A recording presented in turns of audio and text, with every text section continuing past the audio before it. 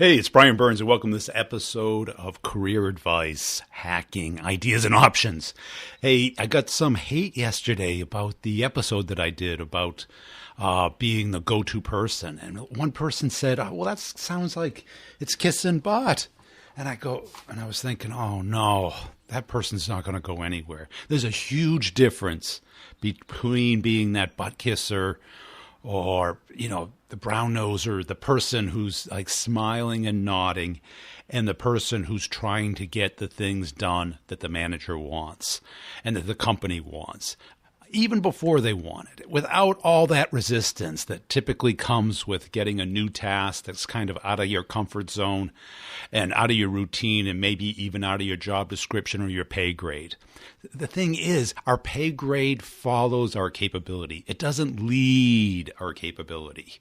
We're kind of socialized to that from the old school belief that just getting a college degree, even a great college degree, is going to get you a great job. Those days are over. I'm sorry. I interview a lot of people. I interviewed a guy yesterday who went to Harvard, right? And then went to MIT for grad school. Bright guy and everything. Did some entrepreneurship. It didn't work out. Some did work out. Rose through the corporate ranks. But, that degree didn't get him what he thought it would get him. And it was the best of the best. You don't get better, do you? You might get equivalent, but you don't get better. But so this is the point. The point is that we have to own it. It's not kiss and butt. It is being personally responsible for your own career and taking the initiative and not being the whiny little person that has to go along. So I've got 5 more things for you here. And it is, don't be the person that speaks up when or pushes back when the manager asks for something to be done. Don't be that person. Don't be the person that says, "Nah, well, that's so hard. We don't know how to do that." And I say, figure out a way. Just do some research. Call some friends. Get on that Google. That Google will show you everything. It's incredible. Number 2, don't just smile and nod and then not do what they ask you to. Now, sometimes you can get away with this. If you have a manager who makes a lot of false commands or just is angry or is taking things out on you or the team by chance, because let's face it, you know what rolls downhill, right? Not good things. And you know what goes uphill. All the good things go up to the manager and all the bad things come down to the workers. And that's life. It's never going to change. And the way to do it is to work your way up, either within a company or build your own company or some combination thereof. Those are our choices today.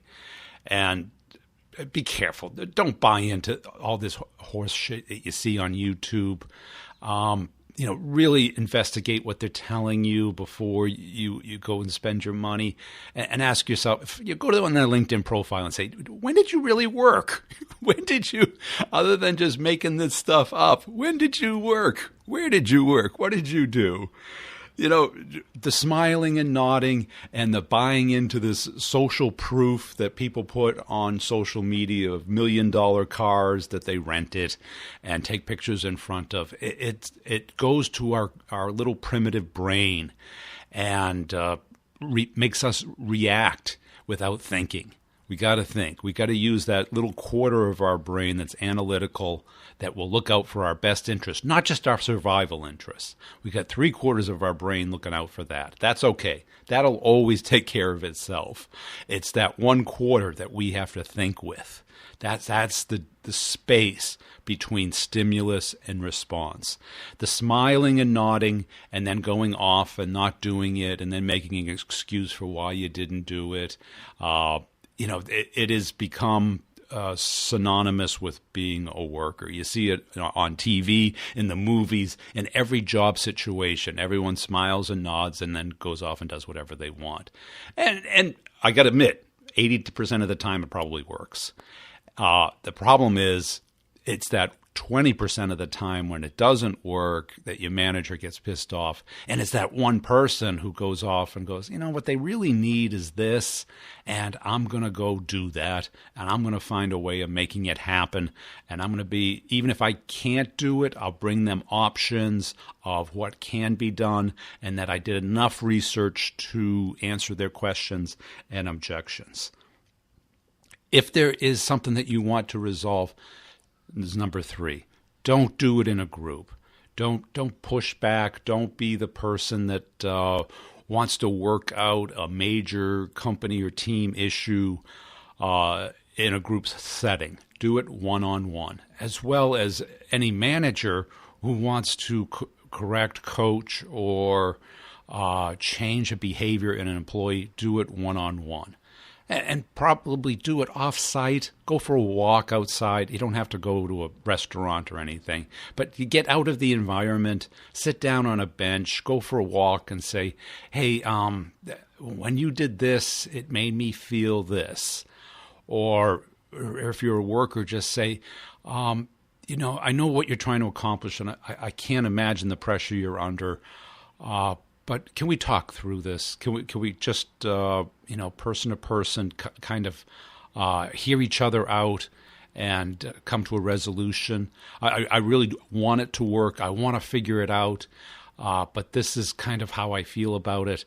And they'll respect you for it. Just ask them, hey, let's go get a coffee. Go to the cafeteria or something. Do it one-on-one. People will open up. Don't do a mutiny unless that's a last resort. I did that once in my career. It did work, but it is insanely dangerous. The mutinies where you get all the workers to go around the manager and get the manager out of the way. It can happen. You make sure you have your evidence, but it's dangerous.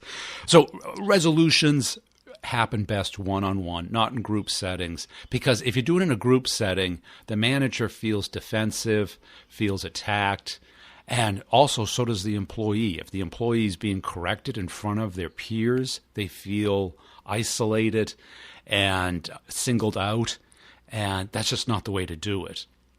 I mean, if you want to just start doing role plays and stuff, then do it, in a series of one-on-ones with individuals. Try and make it fun. Try and make it entertaining and enjoyable.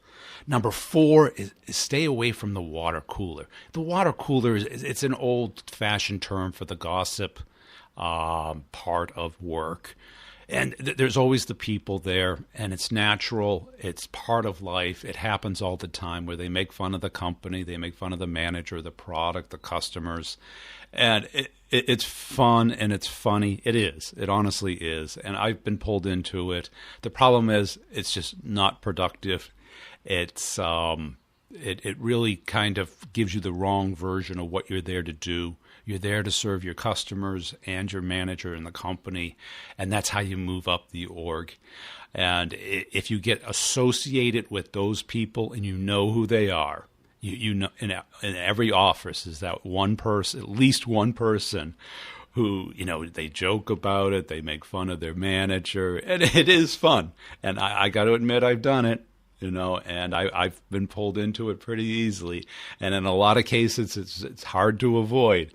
But it's unproductive, it's not constructive, and it doesn't move you forward. It's like taking, it's like taking a drink or having a donut or some other kind of instant relief. It's comical and stuff. The problem is if somebody in that group then goes and tells somebody else, or says, oh, yeah, he does a great impression of you, all of a sudden now you're isolated and stuff. If you see part of it, just smile and look at your watch and go, oh, I got a meeting, and walk away politely, professionally, and kind of stay to yourself. I was in a situation early in my career while I was still going to school at night. I worked at the company, and the kind of the motto was trying to slow down productivity so that they could, just lower the standard of work and have more time to goof off. And I had no part of it. I wasn't interested. I just put my headphones on and I did my work. It was menial work. It was, just above minimum wage, factory work. And I didn't isolate myself from, people liked me and they just thought I was a loner. And I said, I'm going to school at night. I'd love to come to a party, but I got homework. I like you guys and everything. I'm just sorry. I'm just overwhelmed with stuff. And I just stayed out of it. And they had a layoff. And my manager pulled me aside. And he just kind of sat me down. And I go, is everything okay? He goes, yeah, something's going down. I just don't want you to be a part of it. So I pulled you out. And they had laid off most of the people in that team. And I went back and there were a bunch of new people. So he recognized that, my productivity was super high. I was focused. I was cooperative. I wasn't kissing butt. I was just doing my job, and I stayed away from the water cooler. Every time I've gotten involved in it, it never really ends well because there's always some loudmouth in there that goes and tattles on everybody. And what turns out to be just joking around turns into hurting someone's feelings. Number 5, and most important, be a fox, not a sheep. Now, this is a very powerful distinction. A fox figures out, how to hunt through the woods, how to find his prey, how to catch it off guard, how to get things done. Sheep stick together and they move in herds. They don't like to be alone, but they don't move very fast, and they need dogs to bark at them to get them to move. They just sit there and eat grass all day. Now, most people are sheep. Most people, we go through high school, we go through college, and then we get into a job and we do what we're told, but not much more, and we kind of are waiting for the dog to bark for us to move, as opposed to being the fox that's out there figuring out how to get what the fox wants. Find out what you want. Find out what the realities are. Find out what your options are, and then put a plan together to get it. It's pretty much that simple. Be cautious of people who just want your money for basically the same thing you can buy on Amazon for 1/10 the price. And they're just trying to sell you what their dream. Right, their dream is being able to buy that car that they rented for a day, to buy that Learjet that they rented for a day and put their logo on, to be able to talk hip and cool and do raps and stuff. Those people are selling you something. They're selling you social proof. They're going right to your lizard brain and trying to trick you. Don't let them. Okay, so these are the top 5. If you listen to these 5, these will help you. And this is the distinction between a kiss butt and somebody who cooperates. Cooperation is critical. When a manager feels like that you're a kiss butt, they kind of roll their eyes. So only the worst of the managers really buy into it. And they know that there's not much capability in the person's just overly cooperative to cover up for their inability to either execute or their work ethic to execute enough. And they want the go-to person. They all want the go-to person. Be that person, whether you're an entrepreneur or an employee.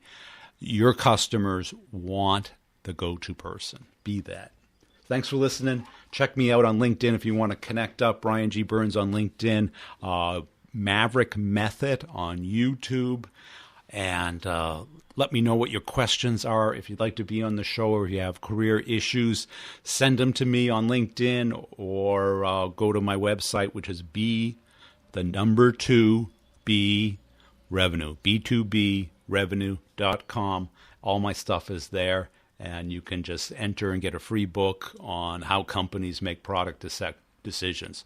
My main focus is on business-to-business sales, but there's so much in common with everybody's career that I want to help as many people as possible.